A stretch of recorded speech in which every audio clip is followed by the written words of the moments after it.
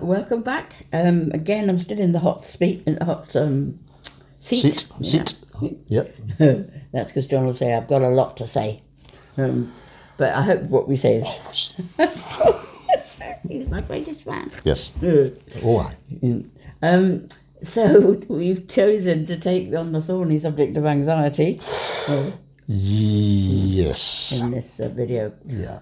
Of course, as a counsellor, this is about my counselling practice, a huge amount of anxiety comes to my counselling room. I have to say, as a person too, two things. I mean, I was abused as a child. I didn't realise that for a long time, but I grew up with a chronic core sense of unsafety. Yeah. That I didn't find out until I was in my 30s what that was about. And then, of course, living with the instability of a problem drinker, then the anxiety that you feel for that is enormous. Now, there is no time here to go methodically through coping with anxiety.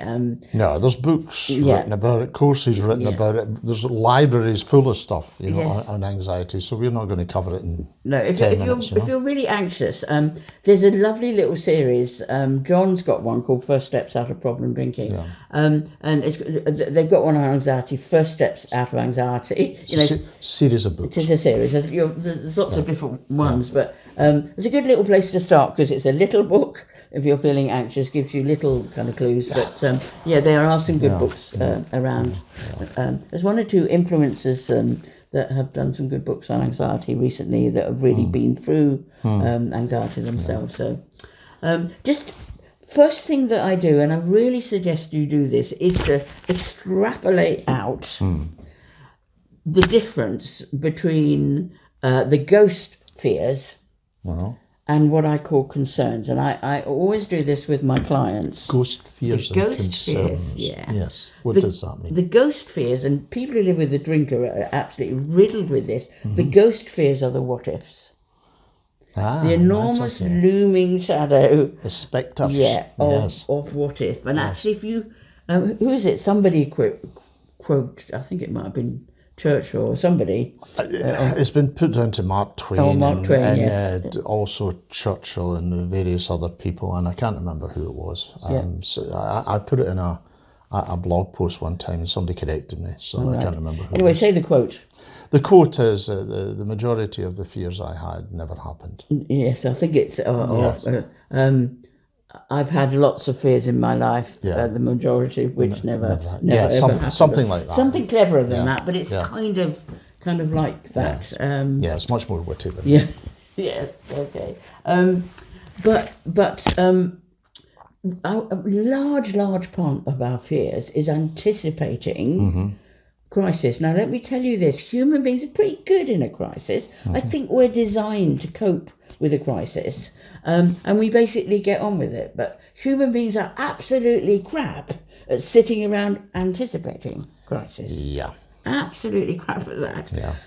So once you really get hold of that, it's really important. You might need to start with just a mantra that says, I will only cope with what is, not with what might be. Yeah. And if you're feeling really fearful, that will just feel like a stone disappearing into a big pond. Yeah. But we've talked about earlier on in one of these series that you can change the neural pathway on this one. And so you start being really, really firm with yourself. And, even saying to yourself, I'm crap at anticipating a crisis, but I will cope and flip a heck. If you're living with a problem drinker, you'll be brilliant at crisis, Yeah, I mean, I remember getting up, and I used to do a lot of conferences and things, and speaking at conferences. And before I would go up there, terrified. I had stage fright, And I used to go, it's all going to go wrong, And then I would stand up there, and after I got a couple of sentences out of my mouth, I would actually enjoy it. And the same thing happened every time, and I would tell myself that, and I go, but not this time. Not this time. This time it'll, but it always was. Yeah. And it is that anxiety, that's a sort of stage fright type.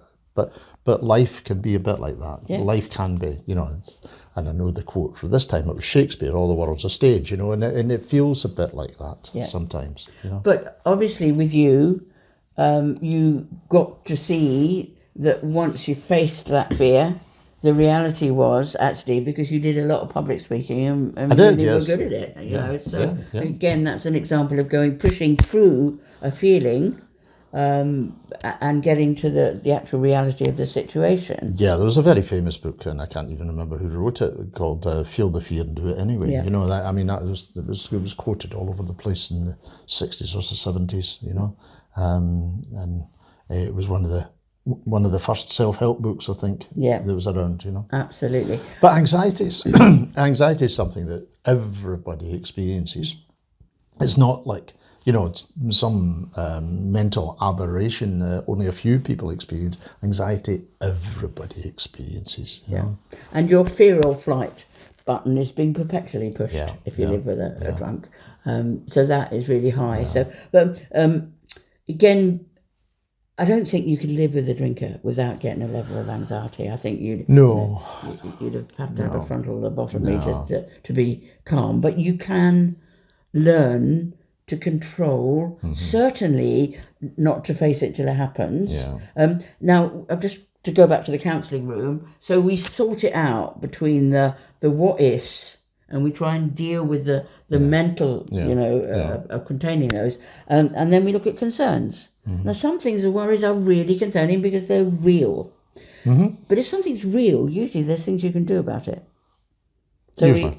So we sit down and just, even with the drinker, if you're at this site, we give you some tips of things that you can achieve, and then maybe tackle some of the bigger things that don't feel achievable.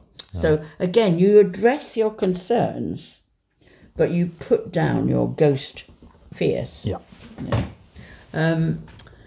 Can I just say, because it is so relevant, one of my chief coping mechanisms in terms of anxiety was actually having a spiritual life. As a young adult and a grown-up, I didn't believe, but actually it's interesting what desperation did. Desperation pushed me beyond that I don't believe to, well, if somebody's there, perhaps I'll have a go because I'm desperate. And I found when I did reach out that there was a God of love in the universe, and used to, I can testify to this, after a while, I could almost feel those arms coming around me and lifting me up, just giving me temporary respite. You'll remember the chair in our old house. Yes. That I used to sit, and something would happen, and then I would be given grace to go back down and face. It's why we did Beauty for Ashes, really, because both of us have been very much helped by a spiritual dimension, haven't we? Absolutely. The big one for me, I think, was when I had just stopped drinking. And it was really bad for you, wasn't it? Oh, it's dreadful. Yeah. I found it really, really difficult because I drank to get rid of anxiety, and here it was. And of course, coming off drink brings anxiety as well, so I brought some friends and had a party, all inside my head. And so it was really, really bad. I wasn't sleeping. I wasn't doing anything. I was having panic attacks, and the whole 9 yards. So it was bad, but I did not want to drink. My fear was that I couldn't not drink. That was my fear, and I really didn't want to go back to being that person. And there was one night I was in such a bad way. People had said, "Oh, there's a spiritual program in here. You should get on this." And I've got, stick your spiritual program, because I have no interest in it. I've done all that. And then one night I'd been to 3 AA meetings in one day, just to try and control this. And I was in the house by myself, and and pubs were still open, and I thought, if I don't get a drink, I think I'm going to go mad, And then I remembered this guy saying, "God." And I thought, well, I've got nothing else to lose, And I just made sure that the curtains were shut in case anybody could see me, And then I did this prayer, "God, help me," And I'm not going to go into it all, but from that day till this, I've never felt like a drink again. I've never felt like a drink. But I didn't even recognise what happened. I didn't even recognise it because I just got into bed and went to sleep. And I was telling somebody else the next day, and somebody else the next day had to point out the fact that I hadn't felt like a drink. I'd slept and I hadn't had a drink. And it was all of these things going, oh, right, okay. But I was still sceptical. But, you know, but there are things that you can do. And generally speaking, dealing with anxiety is about starting to take control of it. It's about starting to, you know, empower yourself in some way. And if you empower yourself through spirituality, then that's fantastic. But get up and do something. Yeah.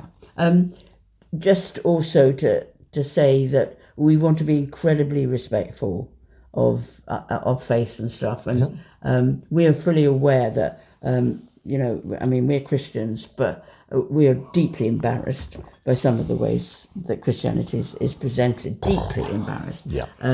So we go into that at the beginning, but we have to say the faith that both of us have is the core is love, acceptance. Yeah. You know, peace, joy, help. Yeah. You know that, and so we kind of. We've done Beauty for Ashes, so you can come and explore without being preached at, basically. But for goodness sake, if you have need and you're open to help, go and find some, because you can do with that all the help you can get, really. So, but we want to be utterly respectful of it.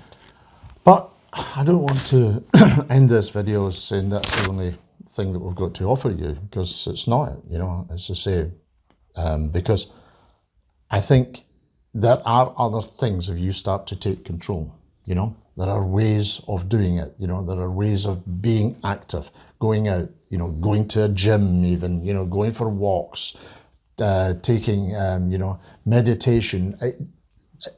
If it works for you, do it, you know, because you can always, if you can deal with the anxiety in that moment, then you know that you can actually control it. And that's what's important. If you can control it, because anxiety is about not being able to control it and it actually becoming this, you know, you remember Indiana Jones when he goes to the Temple of Doom and this huge boulder comes down, and that's what it feels like. This boulder is chasing you and you can't get away from it, you know. And it's about being able to control it and even just sort of reduce it. And many people find that, you know, if they go to the gym, go for a walk, go for a run, do things like that, then the natural endorphins start to kick in the body and you start to feel that bit better. The natural endorphins are the natural opiates within the body that kick into the brain, kick up the dopamine, get, you know, the pleasure centers in the brain start to feel a bit better, and the anxiety starts to reduce. Yeah. So start to take control. You know, we take control of it because, you know, we're Christians and we use prayer and meditation and that sort of thing. But we also use exercise. We also use, you know, talking to other people.